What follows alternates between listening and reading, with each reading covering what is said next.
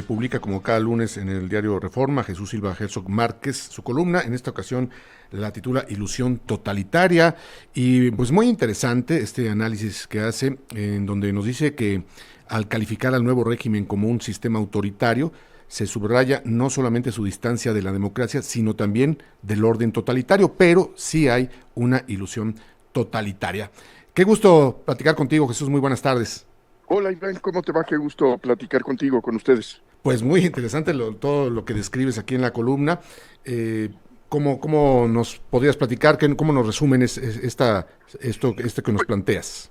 Pues mira, creo que hay desde hace algún tiempo una discusión intensa sobre cuál es la naturaleza del nuevo animal político que se ha fundado recientemente, cuáles son las características esenciales del nuevo régimen. Y yo creo que sí se dio una reversión autoritaria muy franca en el país, en donde pues el pluralismo está limitado, en donde el núcleo del poder tiene permisos amplísimos y no hay controles efectivos a lo que pudiera hacer o deshacer. Y lo que a mí me parece muy llamativo es que de pronto encontramos prácticas que a mí me parecen no solamente autoritarias, sino que francamente tienen un aire totalitario. Y creo no exagerar cuando advierto esta marca en esta práctica que oímos desde las conferencias mañaneras del presidente López Obrador, de tener regularmente a alguien que nos dice qué es la verdad y qué es la mentira, en donde no se expresa simplemente cuál es la posición, cuáles son los argumentos del gobierno, no solamente se rebaten los argumentos contrarios, sino que hay alguien que desde la sede de la jefatura del Estado mexicano pretende decirle a la sociedad qué es lo cierto y qué es lo falso. Lo tenemos en las conferencias mañaneras de la presidenta Sheinbaum, cuando hay una sección semanal que se llama el detector de mentiras. ¿Cómo es posible que haya en un sistema político alguien que pretende ser el detector de mentiras desde el poder político y por lo tanto tachar a quienes son críticos como aquellos que están propagando mentiras al Estado? No le corresponde esa función de decretar lo que es cierto y lo que es falso. Le toca pues definir qué es lo legal, qué es lo que puede estar de acuerdo a las normas, pero la definición de la verdad no es una facultad del gobierno de ninguna manera. Y eso es algo que me parece que hemos escuchado, nos hemos habituado a que haya esa práctica en los actos de propaganda de todas las mañanas. Hola, ¿qué tal, Jesús? Te saluda Fernanda Caso.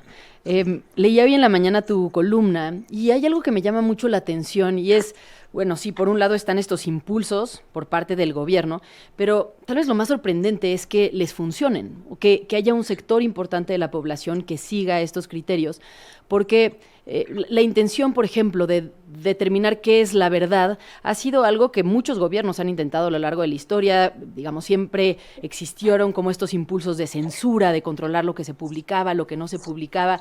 Y en esta ocasión lo que estamos viendo es pues algo distinto, en el sentido de que sí hay un segmento de la población que cree y que confía básicamente en la versión oficial, cuando históricamente México había sido un país que desconfiaba, ¿no? Desconfiaba de las autoridades, de lo que se le decía, de las versiones oficiales. ¿Qué ha cambiado también para que esta dinámica se transforme de esta manera? Me parece bien interesante esto que dices, porque en efecto no se trata solamente de lo que se puede hacer desde el gobierno, desde el poder político, desde el ejecutivo, sino qué recepción tiene este mensaje en ciertos sectores de la sociedad mexicana. Y en efecto creo que hay otro elemento que a mí me resulta preocupante, que es esta disposición de ciertos sectores de la sociedad mexicana de entregarles sus ojos al gobierno, es decir, de ver a través de lo que observa, lo que ve, lo que dispone el gobierno a través de todos sus mecanismos de difusión. Y en efecto, no se trata solamente de lo que se haga desde Palacio Nacional, sino cómo se recibe eso. Y cuando hay un sector que está dispuesto a aceptar que lo que viene de esa fuente es incuestionable, indubitable, pues tenemos ahí una receta realmente muy preocupante, ¿no? Oye, Jesús, digamos, bueno, sí hay una diferencia, veo yo, por ejemplo, recuerdo esas opiniones de la Secretaría de Gobernación de años muy, muy atrás, por ejemplo, de una película, y la censuraba y no pasaba la película, ¿no? En los cines. Ahora se critica, se dice que es mentira desde Palacio Nacional, pero no se censuran ni se bajan lo que están diciendo que es mentira, no se quita de las redes ni de los medios. ¿No vendría siendo así entonces nada más una opinión más la de Palacio Nacional? Bueno, es que las opiniones del poder no son simples opiniones. Cuando se habla con la autoridad del Estado, hay una responsabilidad diferente de la responsabilidad que podemos tener nosotros al expresar nuestros juicios. Y eso es lo que a mí me parece delicado. En efecto, no creo que estamos en presencia de una censura burda como puede existir en otros lados, pero lo que trato de señalar, Iván, es que hay eh, digamos, este horizonte en donde al Estado le corresponde orientarnos de qué es lo verdadero y qué es lo falso. Y en donde también de manera muy preocupante hay una confusión entre lo que es una opinión y lo que es la afirmación de un hecho. Con mucha frecuencia en estos espacios de la propaganda de las mañanas se denuncia como mentira lo que es una opinión con la cual el gobierno está en desacuerdo. Y yo creo que este es un mecanismo que desde luego no corresponde a lo que debería ser pues la limitación de las funciones de un poder democrático. Pues estas categorías que utilizas para describir, bueno, pues el carácter autoritario, pero con sesgos totalitarios, de alguna forma, tú mismo lo dices en el artículo, ¿no? Como que sería raro decir que es un régimen totalitario porque sí hay partidos políticos, sí hay elecciones que de alguna forma permiten competencia, pero pues hay estos impulsos o estas acciones como las que vemos de intentar definir la verdad. A mí me genera la pregunta de si los criterios o las categorías que se usaron para describir a los regímenes del siglo XX siguen sirviendo para describir lo que está pasando hoy en día, por ejemplo, en México, pero también en El Salvador o también en Estados Unidos, incluso pues sí, en otros países en Europa. ¿Siguen funcionando o tenemos que pensar en nuevas categorías para poder entender el mundo? Bueno, hay muchas cosas que aprender de nuevo, hay muchas cosas que revisar. A mí me parece que esta taxonomía de los regímenes políticos que se desarrolló a lo largo del siglo XX sigue siendo relevante. Es decir, sigue habiendo una línea que separa a los sistemas democráticos, a los sistemas pluralistas, a las democracias constitucionales de lo que son regímenes autoritarios. Y en ese sentido yo creo que tienen plena validez estas categorías. Oye, Jesús, yo recuerdo a la mujer la señora que en la administración anterior, en los miércoles, eso de las mentiras, pues, no le iba muy bien en las redes sociales. O sea, tenemos las benditas redes sociales, ¿no? Yo creo que se recibió muchas críticas y en efecto, es decir, no es que exista un régimen totalitario, ese es el argumento que trato de acentuar. El punto es que hay ahí una pretensión que va junto con esta soberbia moral del régimen actual, en donde es depositario el régimen de la verdad histórica, de la verdad política, de la verdad moral, y que es desde esa fuente donde nosotros debemos encontrar la brújula definitiva para saber lo que es cierto y lo que es falso. Eso es lo que a mí me parece muy preocupante. Pues sí, y bueno, si se diera esto, digamos, ya es una opinión muy mía, pero con la absoluta certeza de que no va a haber ninguna censura, ningún tipo de censura, sería discutible, ¿no? Pero cuando hay posibilidades de censura, ahí sí ya pues todo se tuerce, ¿no? Bueno, la censura tiene, digamos, la restricción a las libertades no solamente se da a partir de la cancelación, de la prohibición, Jesús, del castigo nos directo. cae la Sí. guillotina de la pausa. Redondeamos esta idea, por favor, regresando. Y hablar. Sí, Gracias, vamos perfecto. a una pausa. Platicando con Jesús Silva Herzog Márquez sobre su columna de este lunes en el Diario de Reforma. Platicábamos, Jesús, bueno, sobre esta situación de la censura. Sí. Bueno, yo creo que el punto no es tanto en esta discusión que trato de plantear, no es tanto de qué es lo que se le permite a los demás decir, sino qué es lo que nosotros consideramos aceptables que diga el Estado y el poder político. Una cosa es digamos, la restricción de lo que los particulares podemos decir, de que los críticos dicen con libertad, con confianza. Y otra cosa también que me parece que debe discutirse es qué se le permite decir al gobierno desde la plataforma del poder presidencial. Yo creo que no se le debe permitir al poder presidencial establecer cada semana qué es lo verdadero y qué es lo falso.